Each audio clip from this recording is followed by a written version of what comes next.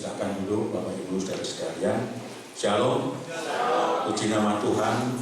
Kalau pada kesempatan pagi hari ini kita boleh bersama-sama kembali memuji dan memuliakan nama Tuhan, dan kita juga saat ini bersama akan bersekutu dengan firman Tuhan yang akan kita renungkan bersama di pagi hari ini.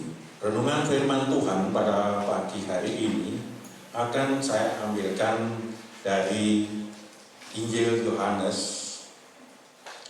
Injil Yohanes pasal yang kelima. Injil Yohanes pasal yang kelima, ayat 1 sampai dengan ayat yang ke-9. Injil Yohanes pasal yang kelima, ayat 1 sampai dengan ayat yang ke-9. Saya akan bacakan bagi Bapak Ibu sekalian. Saya akan membaca di dalam Alkitab Terjemahan Baru edisi yang kedua. Untuk menghormat firman Tuhan, sekali lagi mohon perkenan Bapak Ibu untuk berdiri, dan kita akan simak di dalam pembacaan ayat-ayat ini. Demikian bunyi firman Tuhan. Sesudah itu ada hari raya orang Yahudi, dan Yesus berangkat ke Yerusalem. Di Yerusalem, dekat pintu gerbang domba, ada sebuah kolam yang dalam bahasa Ibrani disebut Betesda. Ada 5 serambinya, dan di serambi-serambi itu berbaring sejumlah besar orang sakit, orang-orang buta, orang-orang timpang, dan orang-orang lumpuh. Mereka menantikan goncangan air kolam itu, sebab sewaktu-waktu turun malaikat Tuhan ke kolam itu dan mengguncangkan air itu.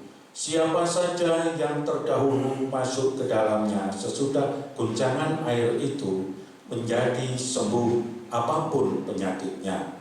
Di situ ada seorang yang sudah 38 tahun lamanya sakit. Ketika Yesus melihat orang itu berbaring di situ, dan karena ia tahu bahwa ia telah lama dalam keadaan itu, berkatalah ia kepadanya, "Maukah engkau sembuh?" Jawab orang sakit itu kepadanya, "Tuan, tidak ada orang yang menurunkan aku ke dalam kolam itu ketika airnya mulai terguncang, dan sementara aku menuju ke kolam itu, orang lain sudah turun mendahului aku." Kata Yesus kepadanya, "Bangunlah, angkatlah tikarmu, dan berjalanlah." Pada saat itu juga sembuhlah orang itu, lalu ia mengangkat tikarnya dan berjalan. Tetapi hari itu hari Sabat. Amin. Puji nama Tuhan. Silakan duduk Bapak Ibu. Nah, Bapak Ibu saudara sekalian, dari pembacaan ayat ini yang di bawah perikopnya, yaitu penyembuhan pada hari Sabat di kolam Betesda, pada saat ini saya berikan satu tema akan firman Tuhan ini, yakni kobarkan semangat juang. Nah, kobarkan semangat juang. Nah, Bapak Ibu saudara sekalian yang dikasih oleh Tuhan, di sini menarik sekali untuk kita perhatikan tentang kolam Betesda ini. Betesda ini berasal dari kata bait dan kasda. Ini adalah kata-kata Ibrani. Jadi Betesda berasal dari kata Ibrani, yaitu kata bait dan kasda, yang artinya bait itu adalah rumah, kasda adalah belas kasih. Jadi Betesda ini adalah rumah belas kasihan atau rumah kasih setia. Dari rumah belas kasihan atau rumah kasih setia. Dan dalam rumah belas kasihan ini ada banyak orang berkumpul, tetapi orang-orang yang berkumpul di dalamnya adalah orang-orang yang sakit. Tadi dikatakan ada yang buta, ada yang timpang, ada yang lumpuh, dan tentunya masih banyak lagi penyakit-penyakit yang lain yang dialami oleh orang-orang yang berkumpul di dalam rumah belas kasihan ini atau di kolam Bethesda ini. Mereka ini adalah orang-orang yang sedang mencari kesembuhan. Orang yang mencari kesembuhan dari segala apa yang dialaminya atau dideritanya. Mereka menunggu keajaiban daripada kolam tersebut. Karena apa? Karena mereka pernah mendengar bahwa bila air kolam itu bergoncang, maka siapapun dia yang terlebih dahulu masuk menceburkan dirinya ke dalam kolam itu, maka apapun yang diderita dalam sakitnya, orang itu akan menjadi sembuh. Nah, Bapak Ibu Saudara kekasih Tuhan, karena dikatakan bahwa air ini apabila malaikat Tuhan itu turun ke dalam kolam itu, maka malaikat Tuhan itu akan mengguncangkan air yang ada di dalam kolam itu, sehingga pada saat di mana orang-orang yang sedang berkumpul itu mendengar atau mengetahui akan air kolam itu mulai berguncang, maka dari orang banyak ini akan saling mendahului, saling mendahului untuk menceburkan dirinya supaya dia segera mendapatkan pemulihan atau kesembuhan dari sakit yang dialaminya. Nah, jadi Bapak Ibu Saudara sekalian yang dikasihi Tuhan, di dalam rumah belas kasihan atau di dalam kolam Bethesda ini, suatu saat Sang Kasih, Allah yang adalah kasih, datang hadir di kolam itu, di dalam rumah belas kasihan ini. Dia hadir untuk menemui orang-orang yang ada di dalam rumah belas kasih ini. Dan salah satu orang yang sangat beruntung yang ditemui oleh Sang Kasih ini, yaitu Tuhan Yesus Kristus, adalah orang yang sudah 38 tahun lamanya di situ sakit karena lumpuh dalam kehidupannya. Dan 38 tahun ini, apakah dia itu 38 tahun di situ dan juga semenjak sakitnya, atau dia sudah sakit selama 38 tahun tapi dia berada di situ 1, 2 atau 3 tahun. Di sini kita tidak mempunyai informasi yang banyak di dalam Alkitab ini. Tapi dikatakan bahwa di kolam itu ada orang yang lumpuh sejak 38 tahun lamanya. Nah, Bapak Ibu Saudara sekalian yang dikasihi Tuhan, di sana orang ini hanya menunggu datangnya keajaiban, menunggu datangnya kesempatan untuk pribadinya ini bisa terjun atau turun ke dalam kolam itu, sehingga dia boleh mendapatkan pemulihan atau kesembuhan dari kelumpuhannya itu. Tetapi apa yang terjadi? 38 tahun ini mereka tetap tidak bisa melaksanakan atau melakukan apa yang diharapkan itu. Tetapi dengan hadirnya Sang Kasih, yaitu Tuhan Yesus Kristus, datang ke kolam Bethesda ini, dan dia merupakan seorang yang paling beruntung karena dia langsung didatangi oleh Sang Kasih ini. Dia didatangi, dihampiri oleh Tuhan Yesus Kristus ini, dan kemudian kepadanya Tuhan Yesus memberikan penawaran, ya, memberikan penawaran kepada orang ini. Tawarannya, ya, yaitu seperti yang tadi sudah kita baca, katakan, maukah engkau sembuh? Maukah engkau sembuh? Inilah tawaran yang diberikan oleh Sang Kasih ini. Tapi Bapak Ibu Saudara sekalian, ya, aneh apa yang tadi kita baca di dalam ayat-ayat yang sudah kita baca tadi, ya. Justru orang ini menjawab dengan jawaban yang sepertinya dia ini kurang bersemangat. Dia kurang bersemangat di dalam memberikan jawabannya untuk menerima tawaran Tuhan ini. Jawab orang ini kepada Tuhan Yesus, ya, di dalam ayat yang ke-7, di sana dikatakan, Tuhan, tidak ada orang yang menurunkan saya atau menurunkan aku ke dalam kolam itu ketika airnya mulai terguncang. Dan sementara aku menuju ke kolam itu, orang lain sudah turun mendahului aku. Nah, padahal Tuhan Yesus bertanya, maukah engkau sembuh? Tapi jawabannya seperti yang kita baca di dalam ayat yang ke-7 ini. Nah, ini menggambarkan bahwa di dalam kehidupan orang ini benar-benar dia merasakan, ya, merasakan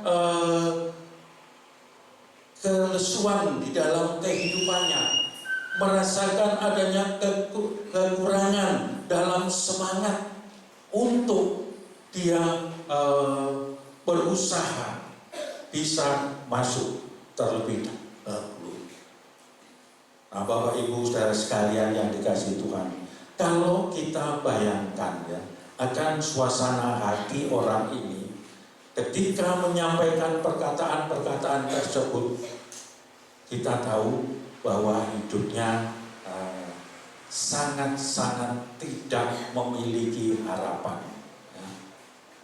Karena dia merasa sudah tidak mampu, tidak bisa untuk melakukan seperti apa yang didengar, bahwa siapa yang lebih dahulu masuk ke dalam kolam itu, maka dia akan sembuh. Nah, karena dia merasa bahwa setiap kali berusaha, ya, setiap mungkin baru karena ini lumpuh, mungkin ngesot baru satu langkah saja, sudah didahului oleh orang yang lain yang bisa lebih cepat. Sehingga yang dialami oleh orang ini selama 38 tahun itu dia berada di tempat itu. Nah, Bapak Ibu Saudara sekalian, kalau saya merenungkan waktu 38 tahun dari apa yang dialami oleh orang ini, kalau saya bekerja sebagai seorang pegawai negeri, 38 tahun lama saya mengabdi di sana, maka sudah pasti pada akhir tahun yang ke-38 ini saya sudah akan mendapatkan penghargaan dengan hak pensiun. Ya. Jadi kalau saya gandengkan dengan apa yang saya alami, 38 tahun mengabdi sebagai seorang pegawai negeri, maka ini waktunya adalah waktu yang sangat ditunggu-tunggu oleh setiap pegawai negeri, yaitu penghargaan dengan hak pensiun. Seperti yang saya sudah alami ini, kalau saya 34 tahun mengabdi di pegawai negeri dan mendapatkan penghargaan pensiun ini. Dan kalau kita bayangkan 38 tahun dalam orang membangun keluarga, apa yang akan dialami oleh orang tersebut?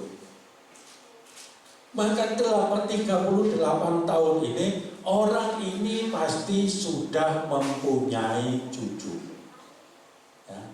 Dalam membangun rumah tangga selama 38 tahun, orang tersebut pasti sudah punya cucu.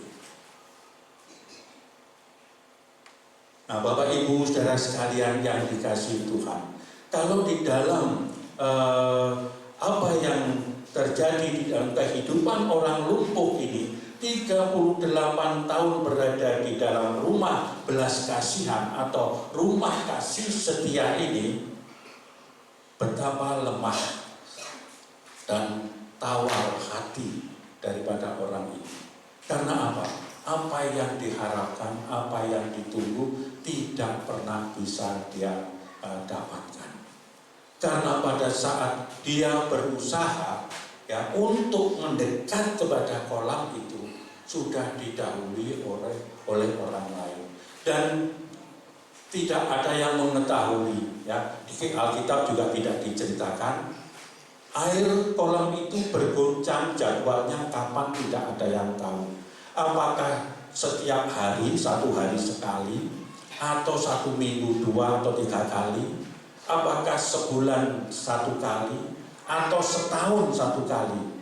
Tidak ada yang mengerti kapan bergoncangnya air kolam itu. Tetapi yang jelas dia hanya mengerti atau mengetahui kalau air itu bergoncang, siapapun yang lebih dulu masuk ke dalam kolam itu, dia yang akan mendapatkan pemulihan atau kesembuhan dari sakit yang dideritanya, apapun penyakitnya.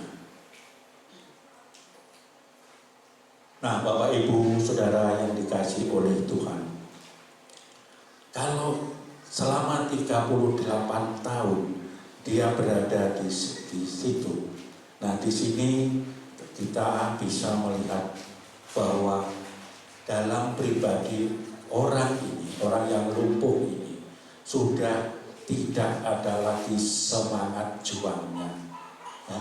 Tidak ada lagi semangat juangnya, sudah pupus.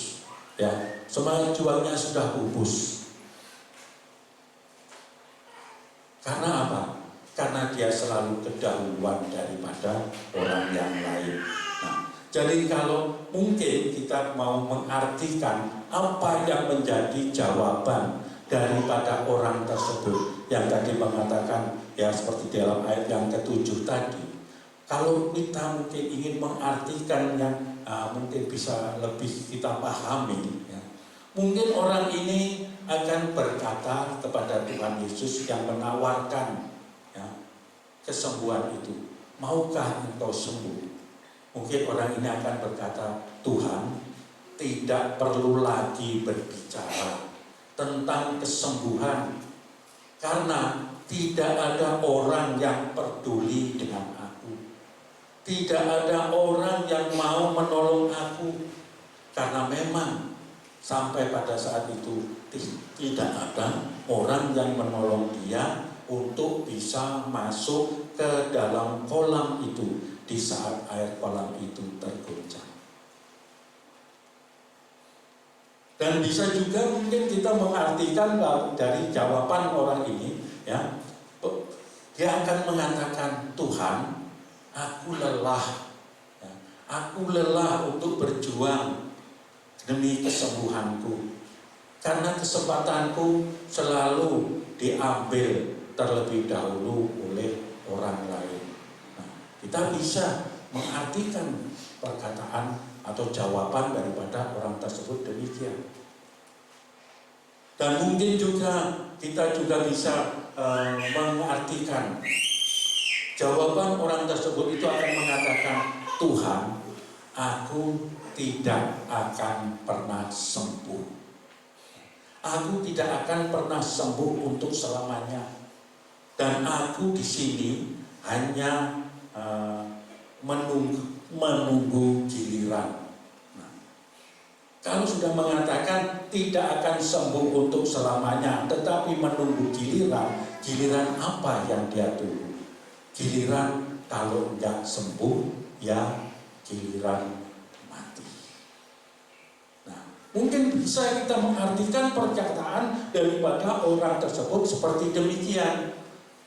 Nah, Bapak Ibu Saudara sekalian yang dikasihi oleh Tuhan, lalu bagaimana Tuhan Yesus pada saat mendengar pernyataan daripada orang lumpuh tadi untuk menjawab pertanyaannya?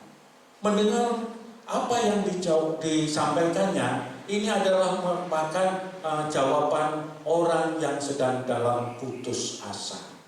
Jadi Tuhan Yesus mendengar keputusasaan orang lumpuh ini. Kalau kita mau perhatikan di dalam apa yang menjadi perkataan Tuhan Yesus selanjutnya. Pada saat Tuhan Yesus mendengar pernyataan atau jawaban orang tersebut, kemudian kata Tuhan Yesus dikatakan, ya, di sini dalam ayat yang ke-8, kata Yesus kepadanya, bangunlah, angkatlah tikarmu. Mungkin di dalam buku Alkitab Bapak Ibu, angkatlah tilammu, ya. Angkatlah tilammu dan berjalanlah, kata Tuhan Yesus. Jadi ketika Tuhan Yesus mendengar perkataan daripada orang lumpuh ini adalah merupakan satu pernyataan keluhan dari orang itu, ya, keluhan orang yang sudah putus harapan, orang yang sudah putus asa. Tapi pada saat mendengar pernyataan ini, Tuhan Yesus tidak mengatakan kasihan ya kamu dan kemudian memberikan penghiburan, tidak. Tetapi kalau kita melihat dan membaca, ya, bahwa di dalam ayat yang ke-8 tadi, di sini adalah merupakan suara yang keras yang datang dari Tuhan Yesus. Boleh dikatakan pada saat itu mungkin Tuhan Yesus membentak orang ini. Apa yang dikatakan oleh Tuhan Yesus? Bangunlah. Padahal orang ini sudah mengatakan, aku lelah, aku sudah tidak mampu. Tapi Tuhan Yesus mengatakan, bangunlah dan angkatlah tikarmu dan berjalanlah. Pada saat itu apa yang dilakukan oleh orang lumpuh ini? Dia tidak pikir panjang dengan apa yang disampaikan oleh Tuhan Yesus tadi. Di saat Tuhan Yesus mengatakan, bangunlah dan angkat tikarmu serta berjalanlah, maka orang ini sepertinya, ya, seperti orang yang mungkin kena setrum, ya, kena aliran strum listrik. Dia langsung bangkit, dia langsung bangun dari duduknya. Dan sesuai perintah yang Tuhan katakan, dia angkat tikarnya dan berjalan. Nah, Bapak Ibu Saudara sekalian yang dikasihi oleh Tuhan, kita tahu bahwa orang ini sembuh, nah, bahwa orang ini sembuh bukan karena seperti yang saya katakan tadi, bukan karena seperti orang setrum, ya, orang kena setrum listrik langsung jingkat langsung berdiri, tidak, tetapi dia bangun karena perkataan Tuhan Yesus. Jadi dia bangun karena pernyataan daripada Tuhan Yesus. Di saat Tuhan Yesus mengatakan bangun dan angkat tikarmu, dia langsung berdiri dan dia mengangkat tikarnya, kemudian dia berjalan seturut dengan apa yang diperintahkan oleh Tuhan Yesus. Jadi Bapak Ibu Saudara sekalian, ketika dia diperintahkan untuk bangun oleh Tuhan Yesus, maka di dalam kehidupannya ada satu semangat juang yang tinggi, ya. Di saat Tuhan mengatakan bangun dan angkat tikarmu serta berjalan, ada semangat juang yang tinggi yang tadinya sudah melemah, yang tadinya sudah tidak ada harapan. Dia merasakan hal itu. Dia sudah mengeluh putus asa akan apa yang terjadi di dalam pribadinya. Tetapi pada saat Tuhan mengatakan perkataan seperti yang didengarnya tadi, semangat juang orang ini menjadi muncul kembali. Semangat juang yang tinggi di dalam dirinya, dan semangat juang itulah yang memberikan energi. Memberikan energi untuk dia mengalami kesembuhan atau pemulihan dari apa yang dialaminya selama 38 tahun. Nah, dari apa yang sudah kita lihat ya, di dalam pembacaan firman Tuhan yang kita renungkan pada hari ini, maka yang perlu kita renungkan dan perlu kita cermati di dalam kehidupan kita, khususnya di dalam komunitas kita, persekutuan kita, di dalam kita membangun kebersamaan dalam keluarga besar berjemaat di tempat ini. Kita pasti pernah menemui atau menemukan orang-orang yang seperti ini, yang orang-orang yang mengalami kelesuan. Kelesuan bukan karena lumpuh, bukan. Kelesuan karena iman dan percaya mereka yang mungkin sudah melemah. Jadi bukan lumpuh secara fisik, tapi lumpuh di dalam iman. Sehingga di saat mereka menghadapi setiap pergumulan dalam kehidupannya, mereka sudah merasa tidak ada daya untuk bangun, untuk bangkit, membangun kesetiaannya kepada Tuhan. Apalagi untuk mereka bisa lebih dekat kepada Tuhan. Karena dia merasa sudah tidak mampu. Nah, oleh sebab itu Bapak Ibu Saudara sekalian, orang-orang yang dengan kondisi lemah semangatnya ini, maka marilah kita yang berjemaat ya, yang ada bersama-sama pada pagi hari ini, kita bisa juga ikut melakukan seperti apa yang Tuhan sudah contohkan kepada kita. Kita mau mengobarkan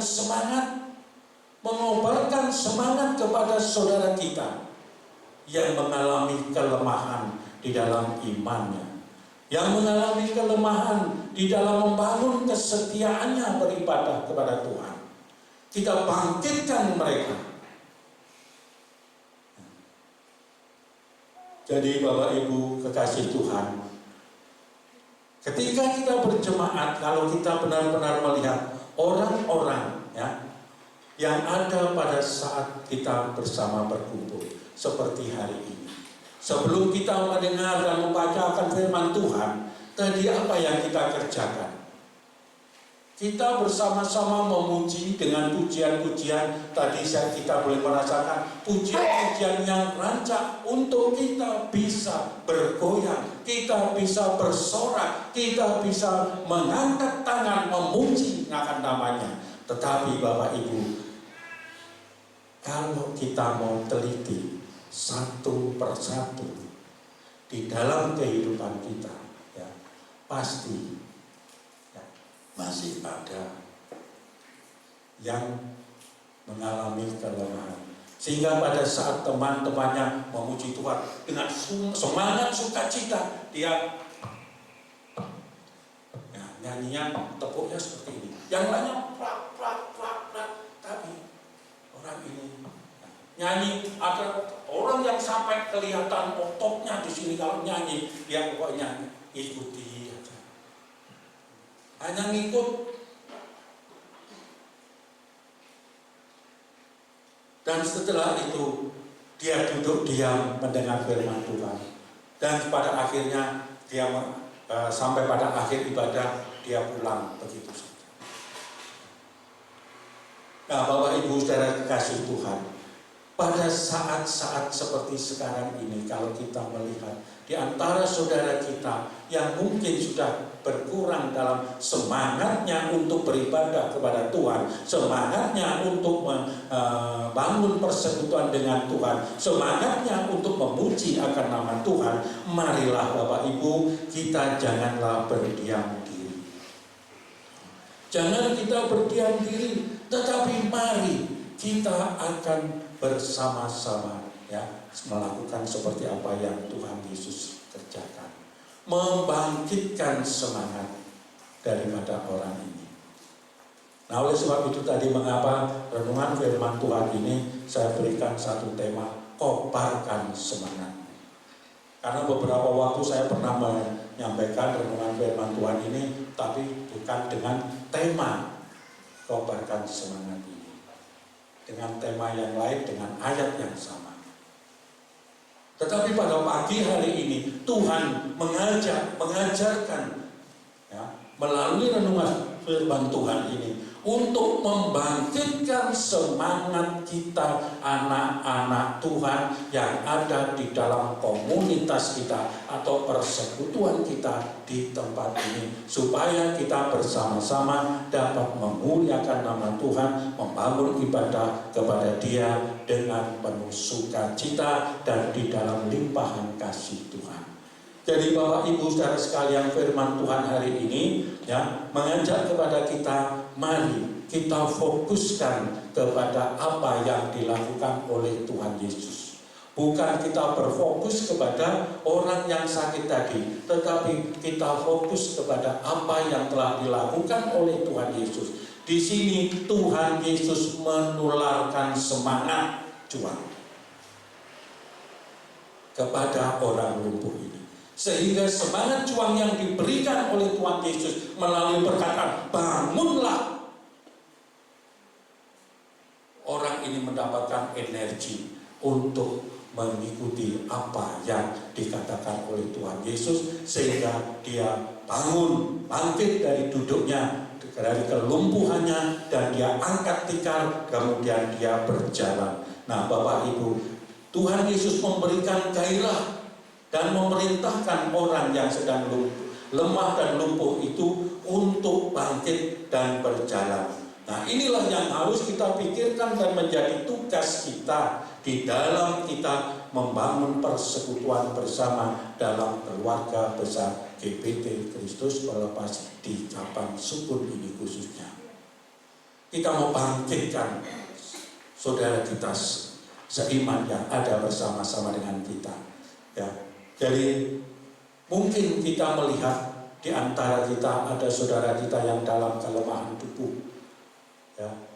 karena sakit mungkin, dan atau dalam pergumulan-pergumulan yang lain. Jangan kemudian kita tinggal diam, tapi kita mau bertindak seperti apa yang dilakukan oleh Tuhan Yesus, menularkan semangat juang kita ini. Kita yang masih ada semangat untuk membangun ibadah, untuk membangun pelayanan, untuk membangun semangat ujian, mari kita mau tularkan kepada saudara kita yang sudah melemah pada saat-saat sekarang ini, supaya di antara kita semua sama-sama memiliki semangat juang untuk membangun kebersamaan dalam persekutuan kita dan dalam membangun ibadah kita kepada Tuhan Yesus Kristus. Jadi Bapak Ibu saudara sekalian yang dikasihi Tuhan, marilah kita bersama-sama. Sekali lagi, kita mau bersama-sama mengobarkan semangat juang di antara kita,